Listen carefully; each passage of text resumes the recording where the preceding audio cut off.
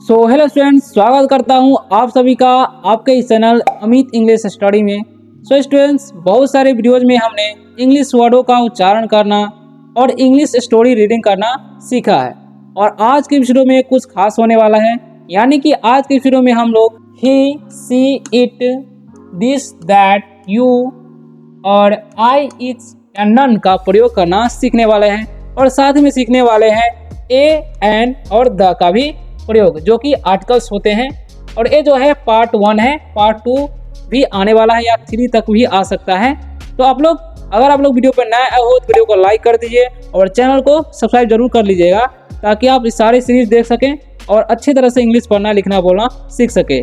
और ये जो वीडियो है वाक्यों को कैसे बनाया जाता है, कैसे हिंदी किया जाता है, उस टॉपिक पर होने वाला है। देर न करते हुए स्टार्ट करते हैं, ठीक है। अपने टॉपिक की ओर बढ़ते हैं। तो जैसा कि मैंने बताया आप सभी को, चलिए बढ़ते हैं अपने पहले सेंटेंसेस पर, ठीक है।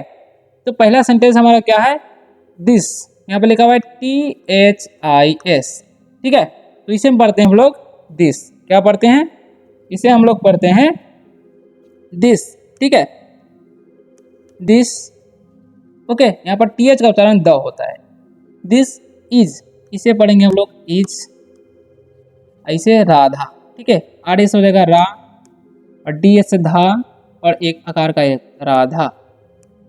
ओके, तो Radha, this is Radha. Okay, तो ये जो दिस दैट का जो प्रयोग होता है वो संकेत करने के लिए होता है, ठीक है। जैसे में कोई व्यक्ति खड़ा है कहीं पर, तो उस समय हम बोल सकते हैं, ठीक है। तो दिस मतलब होता है यह, इज मतलब है, और राधा नाम है तो राधा हो, क्योंकि नाम है तो उसका वही होगा ना, ठीक है। तो अब इसका मतलब समझ लीजिए आप लोग। देखिए लिखा हुआ है दिस इज राधा, यानी कि इसका मतलब होगा यह राधा है। ओके, हमेशा दिस के साथ इज का ही प्रयोग किया जाता है, ये आपको ध्यान रखना है। ओके, चलिए अब आगे बढ़ते हैं। और दिस का प्रयोग संकेत, दिस दैट का जो भी होता है उस सभी का प्रयोग संकेत करने के लिए किया जाता है। अब देखिए जैसे में लिखा हुआ है यहाँ पर THAT, तो इसे हम पढ़ेंगे हम लोग दैट इज कृष्णा। इसे हम पढ़ते हैं कृष्णा। ओके, अब हम इन सभी का मीनिंग जान लेते हैं। तो दैट मतलब होता है वह, इज मतलब हो जाएगा है, और कृष्णा नाम है तो कृष्णा होगा। ओके, अब हम इन सभी का मतलब समझ लेते हैं। तो देखिए लिखा हुआ है दैट के साथ क्या क्या प्रयोग किया गया है, इज का। तो दैट के साथ हमेशा इज का ही प्रयोग होता है। दैट इज कृष्णा, यानी कि वह कृष्णा है। ओके, दैट के साथ हमेशा इज का ही प्रयोग किया जाता है, क्योंकि ये सिंगुलर फॉर्म में यूज किया जाता है और ये भी संकेत के लिए ही किया जाता है, ठीक है। तो ये ध्यान रखना आपको। अब आगे देखिए, आगे लिखा हुआ है, अब अगले सेंटेंस की ओर बढ़ते हैं। तो आगे लिखा हुआ है this is his book. Okay, this is his book. अब यहाँ पर ध्यान दीजिएगा आप लोग, दिस मतलब क्या होता है, यह होता है, इज मतलब है, और हिज मतलब उसका उसकी, ठीक है। हिज का प्रयोग हमेशा पुलिंग के लिए किया जाता है, ये भी ध्यान रखना आपको, ठीक है। और बुक मतलब होता है किताब। ओके, अब देखिए इसको बढ़िया से समझ लेते हैं हम लोग, बढ़िया तरह से। दिस इज हिज बुक, यानी कि इसका मतलब होगा यह उसका किताब है या यह उसका पुस्तक है। दो तरीके से हम बोल सकते हैं, ठीक है। तो देखिए यहाँ पर भी दिस के साथ हिज का प्रयोग हुआ, और पुलिंग है, कोई लड़के के बारे में बोल रहा है तो इसलिए हिज का हम प्रयोग किया है, ठीक है। तो ये ध्यान रखना आपको। अब आगे बढ़ते हैं। आगे लिखा हुआ है that is her diary. Okay, अब इसको समझ लेते हैं। तो दैट मतलब होगा वह, इज मतलब है, और हर मतलब होगा उसकी। हर का प्रयोग स्त्रीलिंग के लिए किया जाता है, ध्यान रखना आपको, ठीक है। डायरी मतलब डायरी।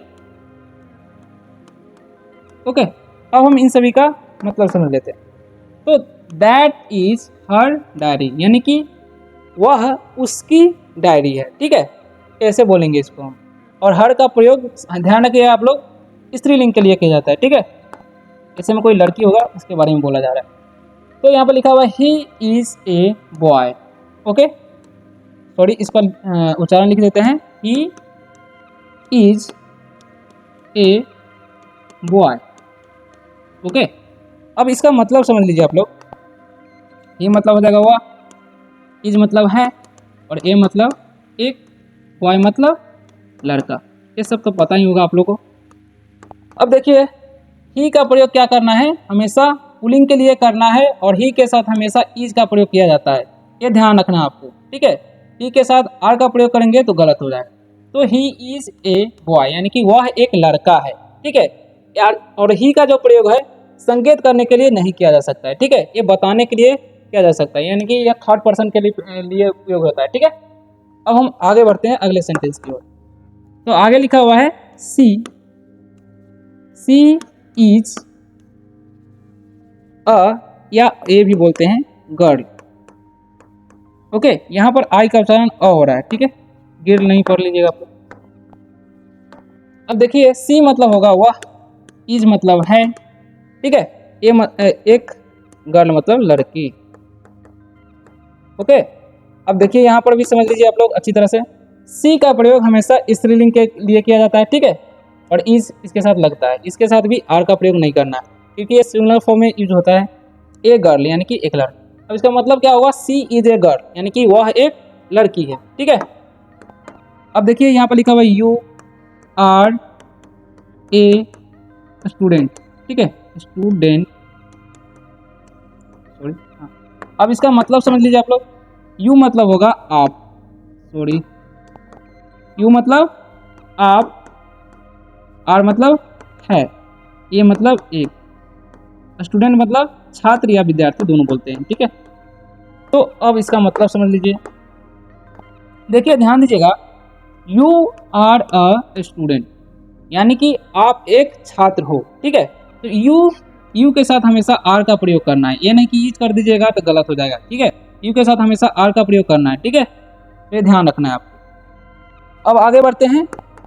आगे लिखा हुआ है आई एम ए, सॉरी यहाँ पर मिसप्रिंट हो गया, के होना चाहिए, ठीक है। तो इसे पढ़ेंगे हम क्लर्क, क्या, क्लर्क। ओके, अब इसका मतलब समझ लीजिए। आई मतलब होता है मैं, ए मतलब हूँ, ओके, ए मतलब एक, क्लर्क मतलब क्लर्क, ठीक है। तो अब इसका मतलब अच्छी तरह से समझिए। आई एम ए क्लर्क, यानी कि मैं एक क्लर्क हूँ। अब देखिए, आई के साथ हमेशा एम का प्रयोग करना है, इज आर का प्रयोग नहीं करना है, ठीक है। आई के साथ हमेशा एम ही होता है, ठीक है। तो ये आपको ध्यान रखना है, आप नोट भी कर सकते हैं। अब देखिए यहाँ पर लिखा हुआ है this is a pen, okay. तो देखिए यहाँ पर दिस मतलब यह, और इज मतलब है, ए मतलब एक, पेन मतलब कलम, okay. This is a pen, यानी कि यह एक कलम है, ठीक है। तो यहाँ पर भी दिस का प्रयोग संकेत करने के लिए किया जाता है। जब भी कोई चीज़ पास में हो तो दिस का प्रयोग करते हैं, और जब दूर हो तो दैट का प्रयोग करते हैं, ठीक है। तो ये भी ध्यान रखना है। अब देखिए लिखा हुआ है this is an apple, okay. इसका मीनिंग समझ लीजिए। दिस मतलब होगा यह, इज मतलब है, एन मतलब एक, एप्पल मतलब सेब। अब यहाँ पर अच्छी तरह से समझिएगा आप लोग, ठीक है। लिखा हुआ है दिस इज एन एप्पल, या एप्पल बोलते हैं, दिस इज एन एप्पल, यानी कि यह एक सेब है, ओके। तो यहाँ पर एन क्यों लगा है, ए क्यों नहीं लगा है, तो ये ध्यान दीजिएगा। यहाँ पर देखिए एप्पल लिखा हुआ है, तो इसमें सबसे पहला जो लेटर है वो क्या है, वोवेल है। तो जब भी वोवेल किसी वर्ड के सबसे पहले लेटर में आता है, ठीक है, तो उसके साथ एन का प्रयोग किया जाता है, ठीक है। तो ये ध्यान रखना आपको, और उच्चारण में भी होना चाहिए, ठीक है, स्वर उच्चारण में, ठीक है। तो अब आगे बढ़ते हैं। इसका मतलब हो जाएगा दिस इज एन एप्पल, यानी कि यह एक सेब है। तो इसका ध्यान रखिएगा आप। आगे लिखा हुआ है that's an orange, okay, that's an orange. तो यहाँ पर देखिए लिखा हुआ दैट्स मतलब होता है वह, ठीक है। यहाँ पर एस स्टॉपियस है, स्टॉपियस, तो यहाँ पर ई छुपा हुआ है, ठीक है। तो इसका मतलब है समझ लेते हैं। और एन मतलब होता है एक, ऑरेंज मतलब संतरा, तो जैसा कि मैंने आप सभी को पहले सेंटेंस में, इससे पिछले वाले में बताया हूँ कि हाँ, तो समझिए यहाँ पर देखिए, दैट्स एन ऑरेंज। ओके, यानी कि वह एक संतरा है। ठीक है, संतरे के बारे में बात किया जा रहा है, तो यहाँ पर भी एन लगाया गया है। क्यों? क्योंकि जैसे मैं आपको पिछले सेंटेंस में बताया है कि पहला वर्ड यानी कि किसी भी वर्ड का पहला लेटर वोवेल्स हो, ठीक है, तो एन का प्रयोग किया जाता है। ठीक है, तो यहाँ पर भी देखिए ऑरेंज लिखा है, तो वो क्या है, एक वोवेल्स है, इसीलिए हम एन का प्रयोग किए हैं। ठीक है, अब अगले सेंटेंस की ओर बढ़ते हैं। अब देखिए आगे बढ़ते हैं, आगे लिखा हुआ है I am an Indian. Okay, अब हम इन सभी का मीनिंग समझ लेते हैं। देखिए, आई मतलब हो जाएगा मैं, एम मतलब हूँ, एन मतलब एक, इंडियन मतलब भारतीय। अभी सेंटेंस को समझ लेते हैं अच्छी तरह से। देखिए लिखा हुआ है आई एम एन इंडियन। यहाँ पर भी एन का प्रयोग किया गया है, क्योंकि यहाँ पर देखिए फर्स्ट लेटर क्या है, वोवेल्स है। ठीक है, और आई के साथ हमेशा, जैसे कि मैंने आप सभी को बताया हूँ कि एम का ही प्रयोग किया जाता है, तो यहाँ पर एम है, तो आई एम एन इंडियन यानी कि मैं एक भारतीय हूँ। ओके, अब आगे बढ़ते हैं। आगे लिखा हुआ है this is the camera, camera I need. Okay, इसका मीनिंग थोड़ा अलग टाइप से निकलेगा। ठीक है, तो ध्यान दीजिएगा। इस मतलब होगा यह, इस मतलब है, द का यहाँ पर देखिए, द का मीनिंग यहाँ पर वही हो जाएगा। ठीक है, द का ऐसे वैसे तो कोई मीनिंग होता नहीं है, लेकिन यहाँ पर वही समझेंगे। कैमरा मतलब कैमरा। ओके, आई मतलब मैं, नीड मतलब ज़रूरत होता है, ज़रूरत, आवश्यक, या यहाँ पर हो जाएगा इसका मतलब चाहता। ठीक है, तो देखिए यहाँ पर क्या होगा, this is the camera I need, यानी कि यह वही कैमरा है जिसे मैं चाहता हूँ। ठीक है, ऐसे बोलेंगे।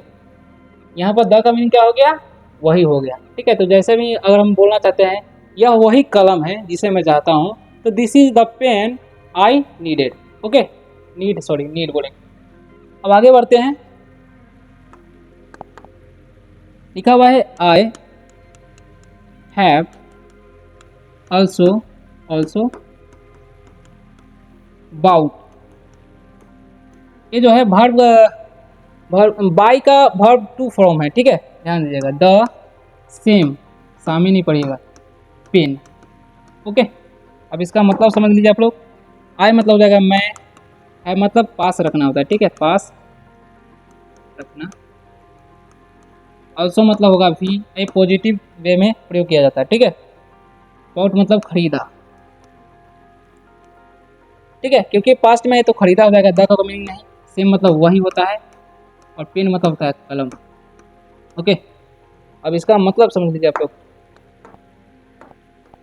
तो देखिए, I have also bought the same pen, यानी कि मैंने भी वही कलम खरीदी है। ठीक है, ऐसे बोल सकते हैं, मैंने भी वही कलम खरीदी है। सेम मतलब वही होता है। ठीक है, तो ऐसे बोलेंगे, ऑल्सो का प्रयोग ऐसा ही करना है। ठीक है, भी के रूप में। अब आगे बढ़ते हैं। These are my books. Okay, अब इसका मतलब आप लोग समझ लीजिए। दीज मतलब होता है ये। ठीक है, आर मतलब होता है, माई मतलब मेरा, मेरी। ठीक है, बुक्स मतलब होता है किताब। यहाँ पर बुक्स है तो मेरी समझ लेंगे। ठीक है, बुक्स मतलब किताबें, क्योंकि ये फुल फॉर्म है। ओके, अब इसका मतलब आप लोग समझ लीजिए अच्छी तरह से। तो दीज मतलब होता है ये, और दीज का प्रयोग कब करते हैं हम लोग, जब ज्यादा कोई चीज है, ठीक है, और पास में है, तो दीज का प्रयोग करते हैं। ठीक है, तो दीज आर माई बुक्स। और ध्यान दीजिएगा, दीज के साथ हमेशा आर का प्रयोग होता है, ये नहीं कि इज का कर दीजिएगा तो गलत हो जाएगा। तो दीज आर माई बुक्स, यानी कि ये मेरी किताबें हैं। ठीक है, अब आगे बढ़ते हैं। अब सेम वही है, सिर्फ दोज हो गया है। ठीक है, तो इसे पढ़ते हैं हम लोग, दोज आर योर बुक्स। अब इसका मतलब आप लोग समझ लीजिए। दोज मतलब होता है वे। ठीक है, आर मतलब है, योर मतलब आपके, तुमके, तुम्हारा, ऐसे बोल सकते हैं। आपके, तुमके नहीं बोलना है। बुक्स मतलब किताब है। ठीक है, अब इसका मतलब अच्छी तरह से समझ लीजिए। दोज आर योर बुक्स, यानी कि वे आपकी किताबें हैं, या वे तुम्हारी किताबें हैं, या वे तुम्हारी पुस्तक, किसी भी तरह से बोल सकते हैं। ठीक है, अब देखिए दोज का साथ भी हमेशा आर का प्रयोग होता है, ठीक है, अपुल्ला वे में होता है। और जब कोई चीज़ ज़्यादा है और दूर है और हम संकेत करके बताएंगे दोज का प्रयोग करेंगे, ठीक है, तो ये ध्यान रखना है आपको। अब आगे बढ़ते हैं, आगे लिखा हुआ है this books are mine. Okay, अब इसका मतलब समझ लीजिए, दिस मतलब होता है वे, बुक्स मतलब किताबें, आर मतलब है, माइन मतलब मेरा मेरी, ठीक है। Okay, these books are mine यानी कि ये किताबें मेरी हैं। ओके, तो यहाँ पर बहुत सारे स्टूडेंट्स कंफ्यूज होते रहते हैं, तो इस पर मैं एक प्रॉपर वीडियो लाऊंगा, ठीक है, ताकि आप लोग अच्छी तरह से समझ सकें इस सेंटेंस को। अब आगे बढ़ते हैं, लिखा हुआ है दोज बुक्स आर योर्स।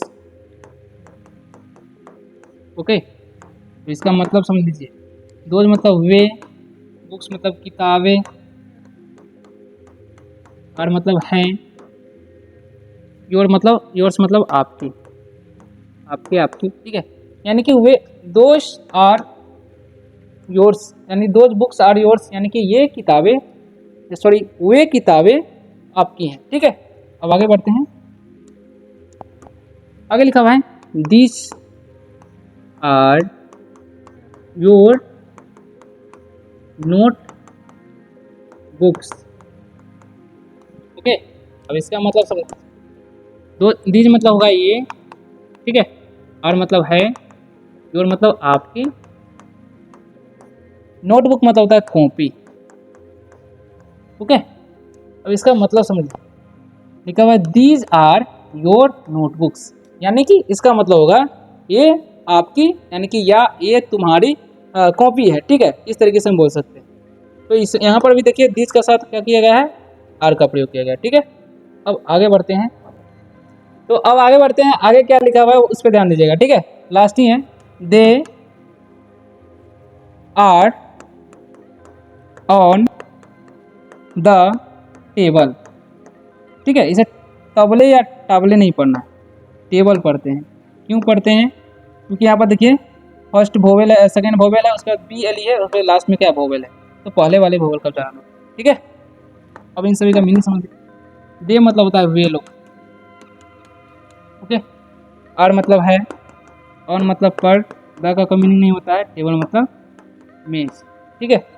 अब इन सभी का मीनिंग समझ लीजिए, तो दे मतलब वे लोग तो हो गया, they are on the table, यानी कि वे सब कहाँ है, वे सब मेज पर है, ठीक है। अब आगे बढ़ते हैं, this cow is ours. Okay, तो इसका मतलब समझो, दिस मतलब होगा यह, काउ मतलब गाय, ठीक है, इज मतलब है, और आवर्स मतलब हमारा, ठीक है। इसे हम ऐसे बोल सकते हैं, दिस काउ इज आवर्स, यानी कि यह गाय हमारी है, ठीक है। तो मिलते हैं किसी और वीडियो में किसी और टॉपिक के साथ, तब तक के लिए बाय, टेक केयर। और ये वीडियो कैसा लगा आप लोग कमेंट में जरूर बताइएगा, ठीक है।